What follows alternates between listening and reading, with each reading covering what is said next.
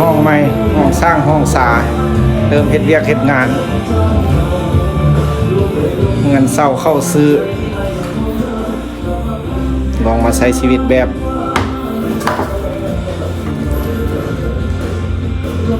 หมดเด้อผมใครยังมี บ่เอาเครื่องต้นหุ่งเนาะเอานี่เลยเนาะ อันนี้แหละ เอาอันนี้แหละไตไตเทียนดีแฮะโชคมากร่ำรวยอยู่ในมืดดีเป็นหายเด้อมาสุขมาสายลูกหลานเข้ากินน้ำเด้อมาเสาเด้อ ช่วงอย่าตื่น มาเดินมองรับพันดีเด้อจะได้คิดถึงพวกคือพวกเขาเด้อ ชีวิตใหม่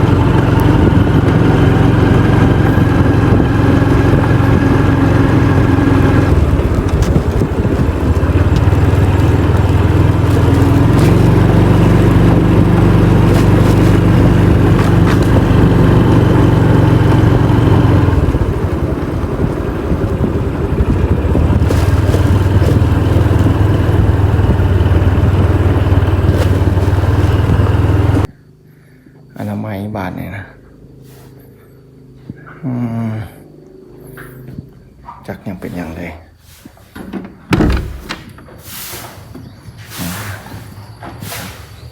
เลยเพิ่นก็มาอนามัยช่วยเจ้าของห้อง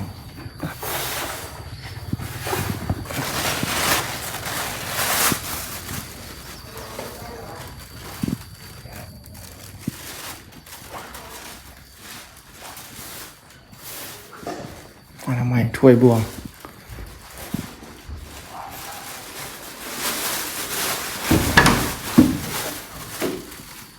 ชีวิตห้องพักให้หน่อยอยู่คนเดียว เริ่มต้นชีวิตใหม่ เริ่มเฮ็ดเวียกเฮ็ดงานพี่น้องเลยมาอยู่บ้านเขาละหาเครื่องกระสองโต๊ะ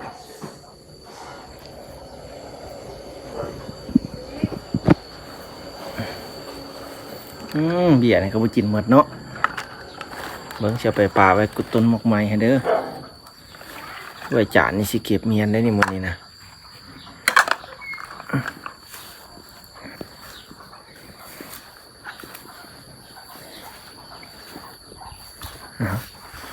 ต้นหัวเอาเบียร์อ๋อบ่กินหมดเนาะเอา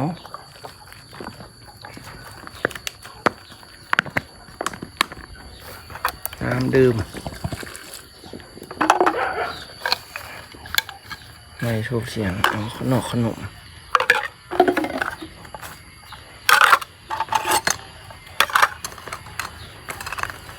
เอาหมกไม้หมกตอกโอ้มีแต่ของแซ่บเลยนะสู้ให้หมานได้อายุแล้วนะ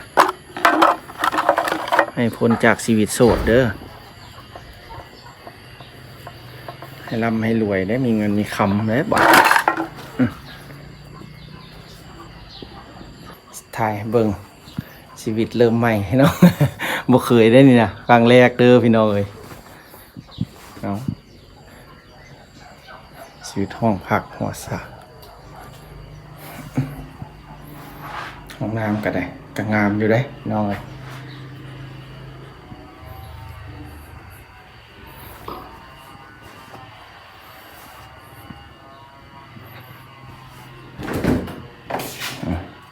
ป้าตู้เย็นห้องล้างถ้วยพี่น้องไปเนี่ยล้างถ้วยแล้วเราก็สิล้างสาดเหม็นเบียร์เหม็นเหล้าเมื่อคืนนี้เอื้อยเพิ่นหมู่คู่เพิ่นมาลิ้นนำมาพี่น้องมาเอ็ดคลิปกันชีวิตอยู่หอพักเด้อ ล้างถ้วยไปเนี่ยขั้นตอนทำอิฐเฮาสิล้างถ้วยก่อนบัดนี้นะ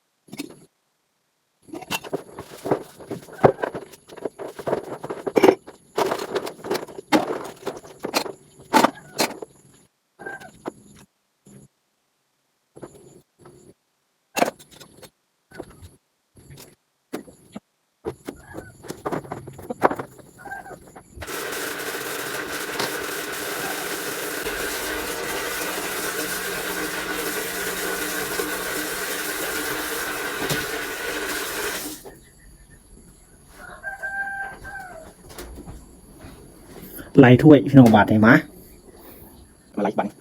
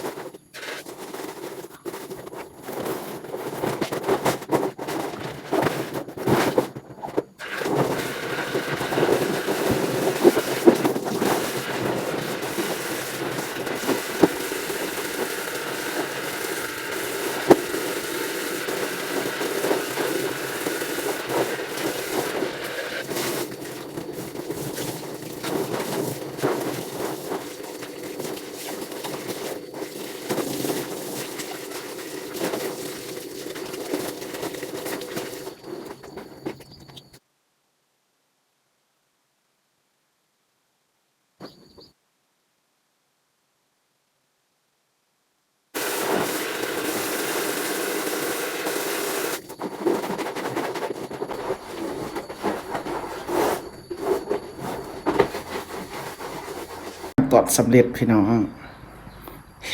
เด้ตากไว้นี่เลยซะจะน้อยอนามัยห้องนอนห้องอาบห้องน้ำ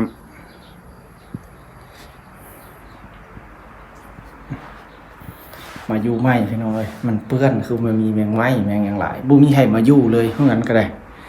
มีเอื้อยเพิ่นเจ้าของห้องเพิ่นก็มาอนามัยซวยอยู่นี่พี่น้อง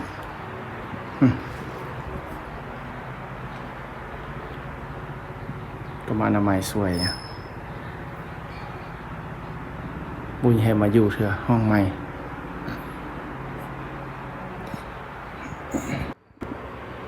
มาพี่น้องบัดนี้กินข้าวเช้าได้บัดนี้นะสำหรับแล้วสักเครื่องสักของล้างถ้วยล้างบวงอาหารเฮาสิกินมื้อนี้เฮาสิคิดเมนูแบบว่ามีไก่เด้พี่น้องเอาไก่ออกมาแต่บ้านแล้วก็สิต้มนี่หอมต้มข้าวเจ้าพี่น้องนั่นนะเฮ็ดข้าวเปียกมาบัดนี้กินข้าวเด้อพี่น้องบัดนี้นะเฮ็ดกินก่อน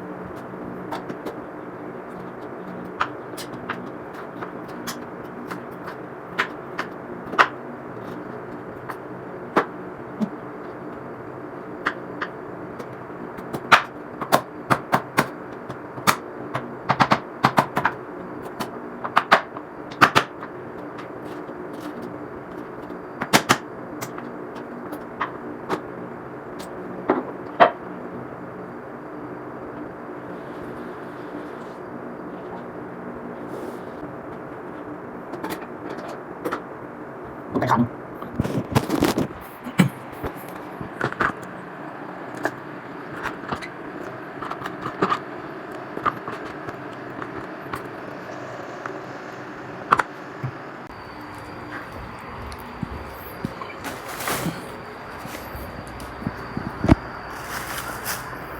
เกลือต้มหัวครบสุดได้เนี่ยน้อยมาขั้นตอนหิวเลยน้อยหม้อกับฝนได้รวยละบาทนี่ชีวิตโสด มาใส่ชีวิตแบบนี้พี่น้องเอ้ยโดนแต่จังมือหาไม่ตู้คิดฮอดเราได้จังมือพี่น้องเอ้ยมาซอกเฮ็ดเวียกหาประสบการณ์ตัวเองโอ้ยบ่ได้เอาขากองมา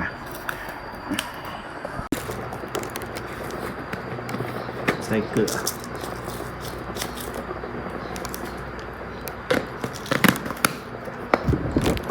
หน้าเวลายังหิวเข้าแล้ว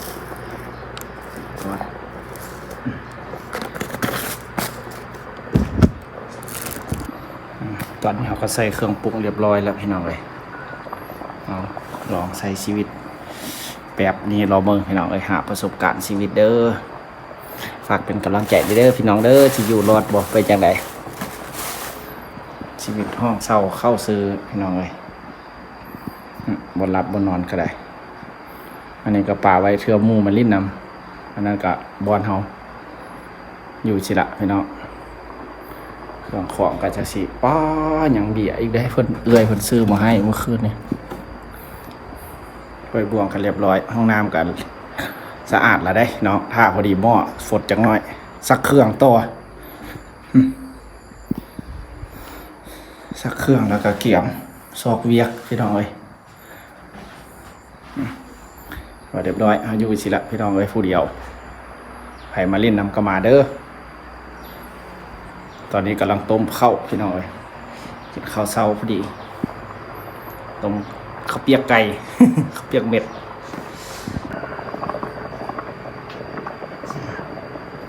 ใส่ข้าวแล้วพี่น้องข้าวเปียกไก่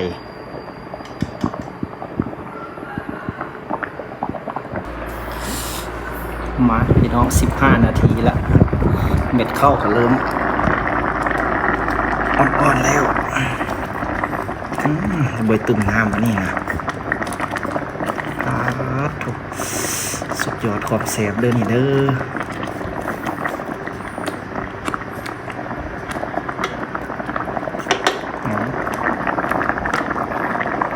เมนูต้มข้าวเปียกเม็ดมาพี่น้องขั้นตอนที่2เล็กละ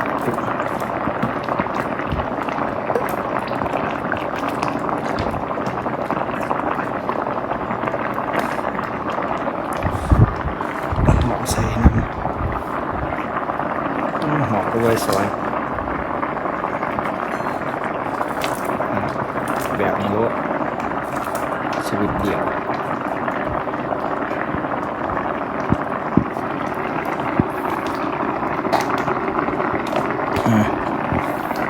เรียบร้อยเมนูต้มข้าว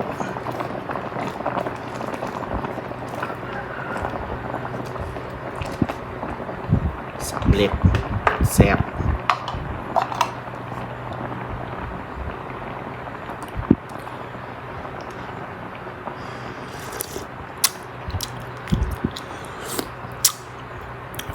โอเคปิดฝาไว้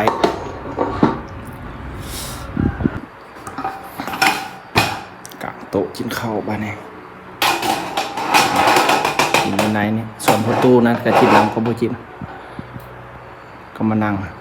เล่นน้ำเรา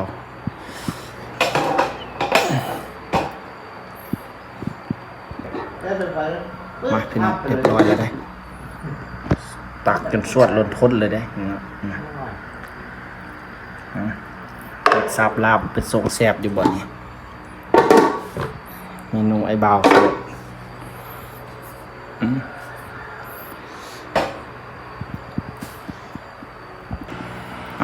จิตเข้าก็เด้อพี่น้องเด้อ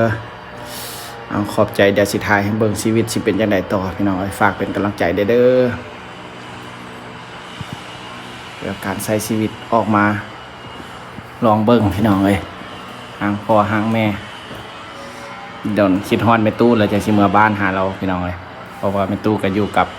ตะกี้หรือกับบ่มีเอื้อไผเดี๋ยวนี้มีเอื้อไผแล้วแม่ตู้อยู่กับเอื้อไผก็บ่เป็นห่วงหลายแล้วเฮาก็มาอยู่พี่ลองเบิ่งสอบหาประสบการณ์ตนเอง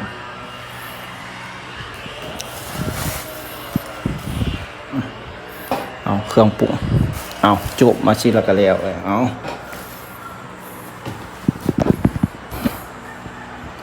มาโอ้หมกเผ็ดบ่มีบ่จักเกี่ยวหมกเผ็ดเกี่ยวหมกเผ็ดกับบ่มีป้าจนล้นสวดจนเพลน